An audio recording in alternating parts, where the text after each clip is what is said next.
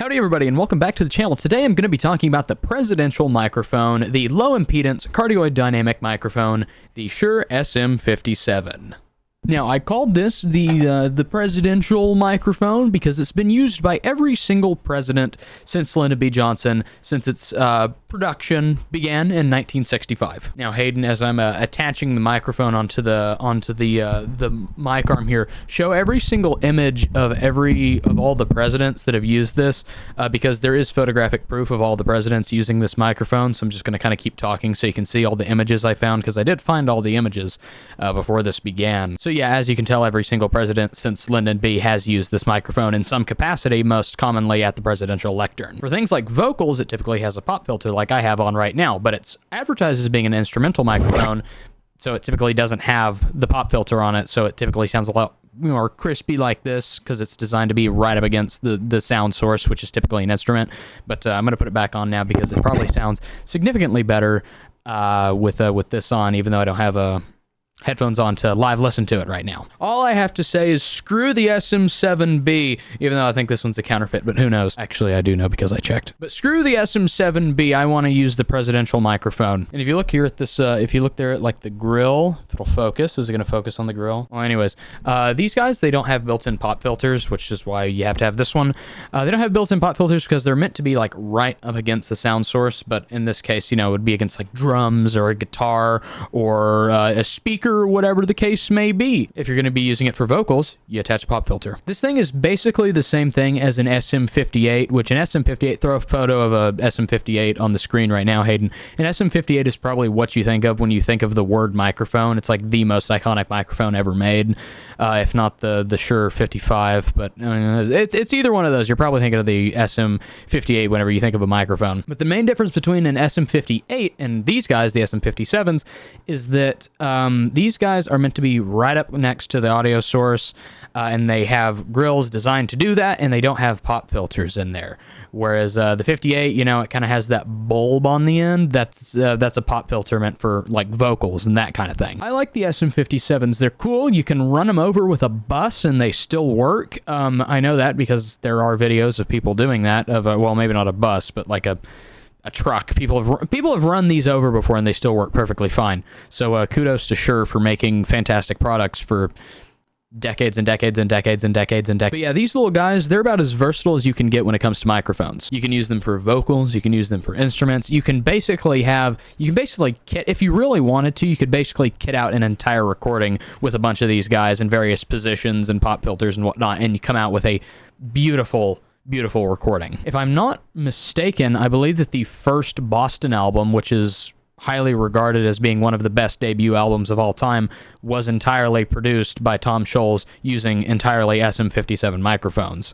Like I said, I could be wrong, but I'm pretty sure that if there was a microphone, it was an SM57 being used in Tom Scholz's studio. We're going to be moving over here to Wikipedia because, yeah, I use Wikipedia for these videos. Sue me. But anyways, moving over here to Wikipedia, talking about the Shure SM57. Looking here under background, the origin of the SM57 may be traced to 1937, which is almost 30 years before it was mass-produced, when Shure engineer Benjamin Bauer developed the first single-element directional microphone, the Unidyne, which had a cardioid pickup pattern. In 1959, another Shure engineer, Ernie Sealer, advanced the art of the microphone design significantly with the Unidyne 3 capsule, which was later used in the SM57. After 3 years of research and development, which encompassed various torture tests, the result was the creation of the SM series of rugged and reliable Shure microphones. The SM stands for studio microphone, so whenever I say SM, that means studio microphone. So SM7B, SM57, SM58, studio microphone, 7B, studio microphone, 57, yada yada yada. Sealer was an aficionado of classical music and expected the SM57 to be used for orchestras because he despised rock music. The TEC Foundation said that it was ironic that the microphone had become a mainstay of rock music. As I said before, most of the music you've probably listened, no, maybe not most, but a significant amount of the music you've listened to was probably recorded on SM57s, especially if you listen to like older rock. Going back to the wiki here, the 57 is popular choice of musicians due to sturdy construction, ability to work well with instruments that produce high sound pressure levels, such as percussion and electric guitars. Great, versatile microphone that you can use for just about anything. And it's really good because, as I was saying earlier, it's designed to be like right up against the sound source. So like whenever I go like over here to the side, It's a significant drop off, isn't it? Versus that I'm like right here, and I'm pretty much talking at the exact same volume. So yeah, it's designed to be right there, right in front of your source.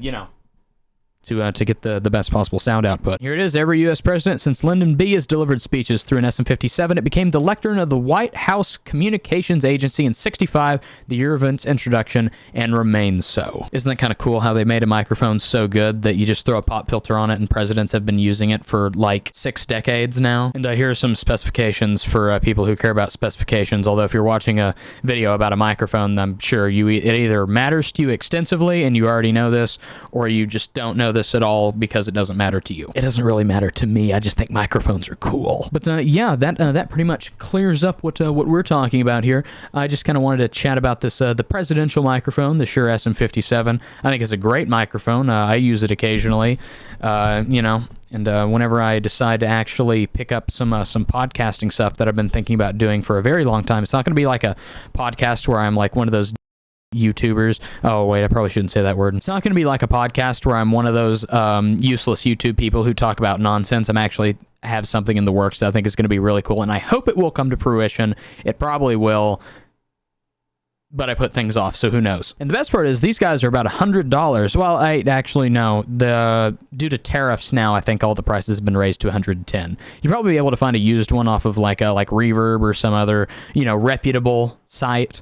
But yeah, thanks to tariffs, yeah, they all the Shure mics kind of went up about 10% or so. Or most of them. I don't know about all of them, but I think most of them did. Okay, I'm just going to stop spreading misinformation. I know for a fact the SM7B, the SM58, and the SM57 went up 10%. I don't know about literally everything else. So yeah, make that of what you will. But if you want a good, solid, versatile microphone, if you're looking into buying an XLR microphone, you don't really know what's happening, get an SM57. It's versatile. You can do pretty much anything with it, and it'll work just fine. And then if you want a pop filter for it, you can buy a pop filter for it. These guys are pretty cheap, and if not, you can get one way cheaper that's not Shure branded. Anyways, thank you for watching. Just kind of wanted to chat about this a minute because I think it's cool. I'm not really sure what of substance was here, but thank you for watching. Goodbye.